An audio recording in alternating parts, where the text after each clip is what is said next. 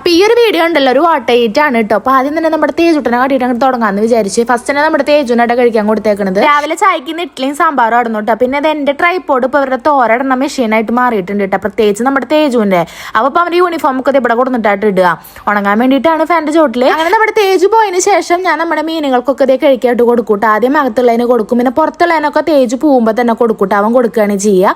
അങ്ങനെ ഇത് അവർക്ക് കൊടുത്തതിന് ശേഷം ഞാൻ ചായ കുടിക്കായിരുന്നു കേട്ടോ. അപ്പൊ ശർക്കര കാപ്പി ഉണ്ടായിരുന്നു, പിന്നെ ഇതേ സാമ്പാറുണ്ട്, പിന്നെ നമ്മുടെ തേജുവിന്റെ പാത്രത്തിൽ തന്നെയായിട്ട് ഞാൻ കഴിക്കുന്നത്. വേറെ ഒന്നല്ല, അവന്റെ പാത്രത്തിൽ കറികൾ കുറച്ച് ബാക്കി ഉണ്ടായിരുന്നു. കുറച്ചല്ല, കൊടുത്ത കറികളൊക്കെ അതേപോലെ ബാക്കി ഉണ്ടായിരുന്നു കേട്ടോ. അവൻ ജസ്റ്റ് ഇതെങ്ങനെ മുക്കി കഴിക്കുക ചെയ്യുള്ളൂ. അപ്പൊ അതിൽ തന്നെയായിട്ട് കഴിച്ചത്. പിന്നെ ഉച്ചത്തേക്ക് ഇതേ അച്ചാറുണ്ട്, സോയാബീൻ വറുത്തതുണ്ട്, ചോറുണ്ട്, ചിക്കൻ കറി ഉണ്ട്, പയറുപ്പേരി ഉണ്ട് കേട്ടോ. അപ്പൊ അതെല്ലാം കൂടിയിട്ട് ഉച്ചയ്ക്ക് നല്ല കേമായിട്ട് തന്നെ ഫുഡ് കഴിച്ചിട്ടുണ്ട് കേട്ടോ. പിന്നെ വൈകുന്നേരം ആയപ്പോൾ അതേ അട ഉണ്ടായിരുന്നു, ചക്കടാട്ട. ഇത് വിൻഷാടിന്റെ വീട്ടിൽ നിന്ന് കൊടുന്നതായിരുന്നു.